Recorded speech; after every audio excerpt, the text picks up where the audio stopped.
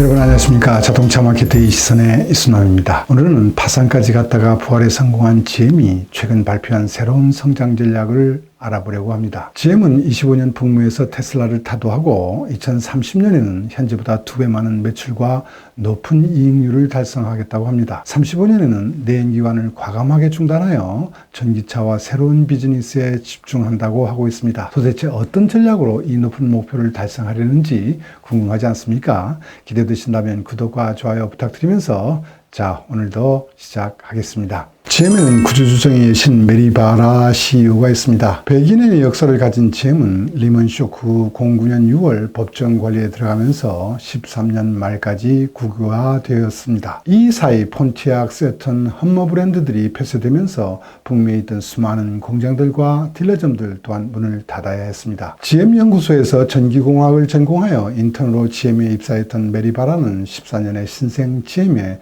첫 여성 회장 겸 CEO가 되었습니다. 구조조정을 통하여 회사를 정상화한 메리 바라는 16년에 달성한 1000만 대의 클럽의 성과를 스스로 버리고 17년부터는 규모를 추구하던 경영에서 벗어나 과감하게 질적 성장으로 경영 방침을 전환합니다. 메리 바라는 돈이 되지 않은 사업은 철저하게 정리하였습니다. 17년 독일의 오펠과 영국의 복소를 PSA에 매각하였고, 우리가 잘 알고 있는 맨체스터 유나이티드와 막대한 금액으로 스폰서링을 추진하던 것으로 알려진 쉐보레도 유럽 시장에서 철수하였습니다. 더 이상 성장 기대가 어려웠던 인도, 태국, 호주 등 부진 시장에서도 철수를 단행하면서 과감하게 구조조정을 밀어붙였습니다. 한편 그녀는 자율운전, 카쉐어링 등의 혁신이 미래 자동차 산업을 대폭적으로 변화시킬 것으로 판단했습니다. 메리 바라는 GM을 디스럽터로 포지션하면서 배출가스 제로, 충돌 제로, 교통정체 제로의 비전을 설정하였습니다. 이 비전을 달성하기 위한 구체 전략은 소프트뱅크로부터 자금 조달하는 것부터 시작되었습니다. 17년 40명으로 출발했던 로봇택시 개발은 카쉐어링 업체 리프트와 제휴로 연결하였습니다. 그리고 수소전지차와 배터리 개발은 혼다와 제휴를 추진하면서 메리 바라가 설정한 비전은 하나하나 구체화되어 갔습니다. 그러면서도 구조조정은 계속되었습니다. 18년 11월 그녀는 북미에서 15%의 인원 삭감과 미국에 있는 공장 4개를 폐쇄한다는 방침을 발표합니다. 그러나 UAW는 고용 유지를 요구하며 19년 9월부터 약 40일간 대규모의 스트라이크를 단행했습니다. 고용 보장을 요구하며 12년 만에 단행된 UAW의 데모였고, 트럼프 대통령의 저지 노력도 있었지만 메리 바라는 꿈쩍도 하지 않았습니다. 그녀의 리더십은 마치 영국의 대처 수상을 연상케 할 정도였습니다. 시장 레벨에 맞게 종합버스를 유연하게 조정하는 것이 경영 합리화가 된다는 것을 명확히 하면서 밀고 나갔던 것입니다. GM은 2030년 매출 목표를 과거 5년간의 평균 1,400달러에서 2배로 증대한 2,800억 달러로 증대한다는 방향성을 제시했습니다. 전기차 커넥티드 서비스 신규 사업을 원동력으로 GM을 성장 기업으로 변혁시켜 작년 9.4였던 이익률도 12에서 14%로 증대합니다. 메리 바라의 비전 아래 GM은 미국 사업을 전기차와 커넥티드 비즈니스에 더해 로봇 택시를 담당하는 크루즈, 배송 서비스인 브라이트 드롭과 얼티파이를 기본으로 하는 소프트웨어와 서비스에 집중하였습니다. 전기차 비즈니스의 매출은 23년 100억 달러에서 30년 900억 달러로 증대하고, 커넥티드 비클과 뉴 비즈니스를 통하여 800억 달러 이상의 매출을 실현하는 계획입니다. GM이 추진하는 신규 사업에는 로봇 택시를 운영하게 될 크루즈가 있습니다. 로봇 택시 시장을 개척하고 있는 크루즈는 30년 500억 달러의 매출을 예상하고 있습니다. 사내 글로벌 이노베이션 팀이 발휘하여 만든 배송 서비스인 브라이트 드롭도 있습니다. 브라이트 드롭은 현재 EV600과 모터가 달린 파레트 EP1을 발표했는데 25년 50억 달러에서 30년에는 100억 달러로 매출을 확대할 예정입니다. 소프트웨어와 서비스는 서브스크립션으로 운영되는데 약 250억 달러 매출을 목표로 하고 있습니다. 고객은 20억의 상품과 서비스를 구독 형태로 구입할 수 있고 매달 135달러를 이용할 것으로 GM은 예측하고 있습니다.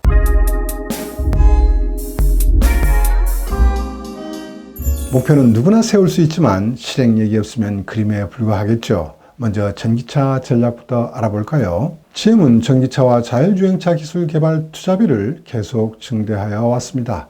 25년까지 투자비는 작년 발표 때보다 80억 달러 늘어난 350억 달러로 폭스바겐의 투자 730억 유로와 비교하면 작은 편입니다. GM은 폭스바겐과는 달리 공장을 신설하는 대신 기존 엔진 공장을 배터리 시설로, 트랜스미션 공장은 드라이브 유닛 공장으로 전환하면서 투자의 효율성을 도모하고 있습니다. GM은 25년 북미 시장에서 전체 판매의 20%를 전기차로 하여 넘버원 마켓시어, 내연기관 대비 동등 이상의 수익 확보, 그리고 글로벌 시장에서 전기차 100만 대를 판매한다는 목표입니다. 30년에는 GM의 글로벌 판매 대부분을 차지하고 있는 북미와 중국에서 50%를 생산할 계획입니다. GM의 전기차 실행력에는 선택과 집중이 있습니다. GM은 작년 9월 혼다와 북미 시장에서 엔진과 플랫폼의 공통화 제휴를 발표했습니다. 연료전지차와 전기차 개발에서의 제휴 관계를 가솔린 엔진까지 확대했습니다. 2034년까지 필요한 가솔린차의 개발은 혼다에게 위탁하고 경영 자원을 전동 차량에 집중하고 배터리 등은 수직 통합 전력으로 추진하고 있습니다. 그 대신 GM은 23년 말까지 24종 이상이었던 전기차의 양산 계획을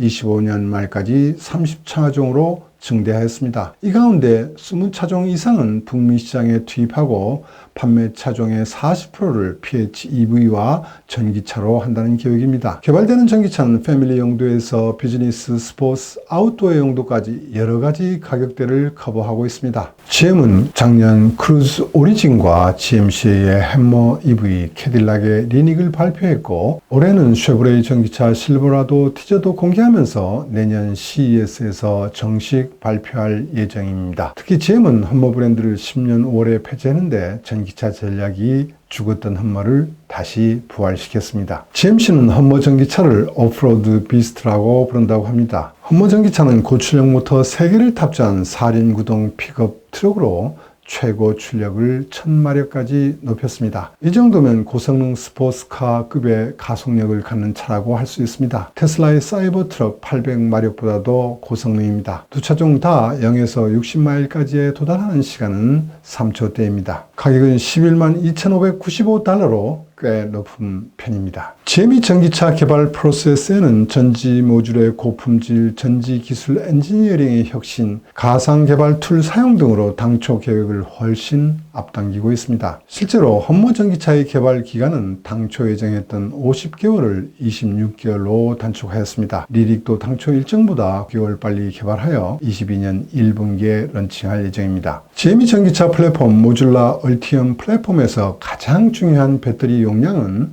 50에서 200kWh로 매우 다양합니다. 현대차 eGMP 플랫폼에 사용되는 배터리 용량과 비교하면 운영 전략의 강력함을 알 수 있을 것입니다. 배터리는 LG화학과 함께 투자한 얼티엄 셀 공장에서 생산됩니다. 최신의 NCMA계 배터리 특성을 가지면서 볼트 EV에 비해 코발트 양을 70% 줄였다고 합니다. 한번 충전으로 갈 수 있는 항속거리는 400마일 이상이 되고 있고 최대 450마일까지 주행할 수 있게 개발하고 있습니다. 이 배터리 셀은 파우치 또는 프리스마 캔 타입으로 구성할 수 있고 차량의 형태에 따라 수평 또는 수직으로 포개 넣을 수 있는 특징을 갖고 있습니다. 이 얼티엄 배터리를 사용하는 전기차 플랫폼은 다양한 성능의 전기 구동 시스템에 대응할 수 있도록 하기 위하여 일반 승용차에서부터 고성능 차량까지 공유할 수 있도록 합니다. 전체적으로 팩은 6개, 8개, 10개, 12개의 모듈에서 24개의 모듈로 구성될 수 있습니다. 얼티엄 전지는 2017년 쉐보레 볼트에 탑재된 전지에 비해 코스트가 40% 삭감되었습니다. 2025년경에 양산할 제2세대 얼티엄 전지팩의 에너지 밀도는 현재 대비 2배로 하고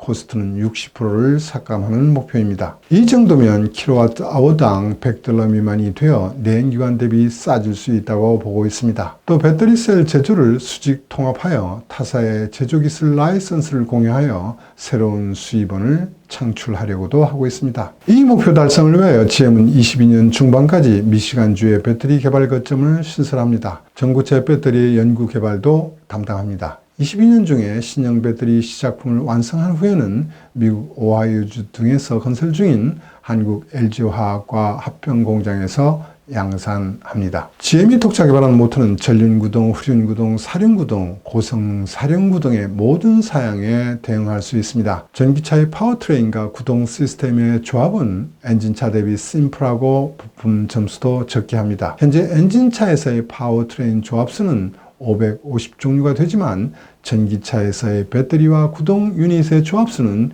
19종류로 대폭 줄어들게 됩니다.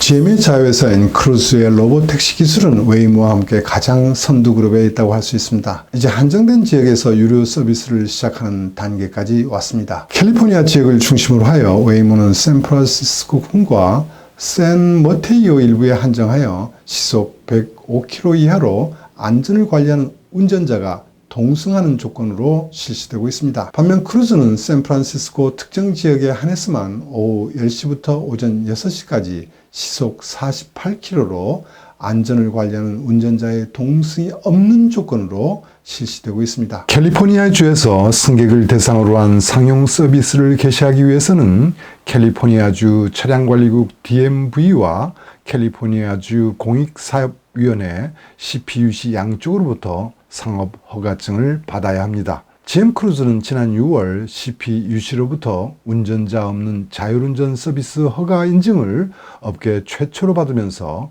상용 로보택시 서비스를 개시하려는 기업에 있어 새로운 허들을 하나 넘었다고 할 수 있습니다. DMV로부터는 오토엑스 등 대부분이 드라이버리스 운전자 동승이 필요 없는 허가증을 받았습니다만 CPUC에서는 아직 대부분이 운전자 동승 조건이 허가장만을 받고 있는 상태입니다. GM 크루즈는 23년 두바이에서 로보택시 비즈니스를 개시한다고 발표했고 30년에는 개인 승용차에도 전개한다는 의지를 보이고 있지만 아직도 넘어야 할 과제는 많게 보입니다. 비전 방식의 테슬라를 제외한 크루즈 등 지오메트리 방식은 3차원 고정도 지도가 반드시 필요합니다. 이 지도를 만드는 비용과 시간 문제로 테스트를 통과하더라도 당분간은 한정된 지역에서만 운행이 될 것 같습니다. 두 번째는 배송 분야에서의 자율주행차가 선도하고 있습니다. 뉴로는 승객을 태우지 않고 화물만을 적재할 수 있기 때문에 DMV의 마지막 스텝을 통과하고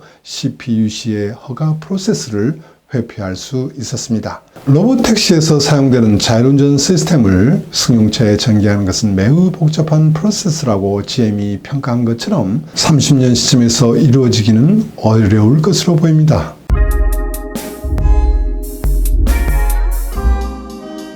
다음은 GM의 ADAS의 기술 진화 내용입니다. GM의 오너들은 2017년에 릴리스된 슈퍼 크루즈 기능을 이용하여 핸들에 손을 올려놓지 않고 총계 1000만 마일 이상을 주행하여 왔습니다. 슈퍼 크루즈는 고속도로에서 GPS와 라이다로 파악한 주위의 맵으로 주행하고 있는 위치를 정확히 인식하여 스티어링 조작과 가감속을 모두 AI가 실행하는 핸즈프리 주행을 가능하게 합니다. GM은 23년부터 현재의 슈퍼 크루즈에 더해 울트라 크루즈의 기능을 추가한다고 발표했습니다. 울트라 크루즈의 기능은 현재 시장에서 가장 고성능이라고 평가되고 있는 테슬라의 오토파일럿과 그 진화형인 FSD와 비교될 수 있습니다. 울트라 크루즈 기능에 대해 GM은 모든 운전 상황이 95%에서 핸즈프리 운전을 가능하게 한다고 장담하고 있습니다. 울트라 크루즈는 라이다의 맵 데이터, 고정도, GPS, 카메라, 레이더 센서에 운전석의 주의력을 모니터링하는 드라이브 어텐션 시스템을 조합한 것입니다. 테슬라의 운전 지원 시스템과는 달리 슈퍼크루즈, 울트라 크루즈의 운전자는 핸들에 손을 올려놓을 필요가 없습니다. 단지 시선만은 바로 정면을 향해야 합니다. 카메라로 운전자의 상황을 파악하는 드라이버 모니터링 시스템을 이용하다 보니 테슬라의 오토파일럿보다도 안전성에서는 좋은 평가를 받고 있는 편입니다. 울트라 크루즈는 슈퍼 크루즈의 상위 버전이 아니고 공존하는 기능 강화 옵션적인 위치에 있습니다. 슈퍼 크루즈는 보다 메인스트림의 저가격 차종에 탑재되고 고급 차종에는 울트라 크루즈를 제공한다고 합니다. 울트라 크루즈는 슈퍼 크루즈 기능 외에 도로의 다른 인식 기능 등을 추가하고 있고 광범위한 맵 정보를 준비할 수 있어 소위 일반 도로의 대부분에서도 핸즈프리 상태로 주행할 수 있게 범위를 확대했습니다. 또 자동이나 온디맨드 조건에서의 차선을 변경하기도 하고 교차점에서 좌우회전, 주행 중에 접근물의 회피, 주택가의 차도의 주차 작업까지 지원합니다. 이러한 높은 기능을 실현하게 한 것은 지금까지 그 코스트 부담으로 시판차에 탑재되지 못했던 라이다가 기여하고 있습니다. 다만 비약적으로 높은 기능을 갖춘 울트라 크루즈에서도 100%의 완전한 자율 운전은 실현되지 않습니다. 예를 들면 라운드어바웃 같은 곳에서 복잡한 조작이 필요한 상황이 되면 핸들에 내장된 라이트 바와 촉각 피드백 기능이 그 내용을 운전자에게 알려줍니다. 또 음성 어시스트 기능도 운전자에게 핸들을 잡도록 알려줍니다. 여기까지 고기능화가 되었음에도 불구하고 울트라 크루즈는 테슬라의 오토파일럿 FSD처럼 아직 레벨 2의 자율운전 레벨에 있습니다. 양사의 차이는 여러 가지가 있겠지만 그래도 드라이빙 모니터링 시스템 덕분에 테슬라 차에서 산발적으로 발생하고 있는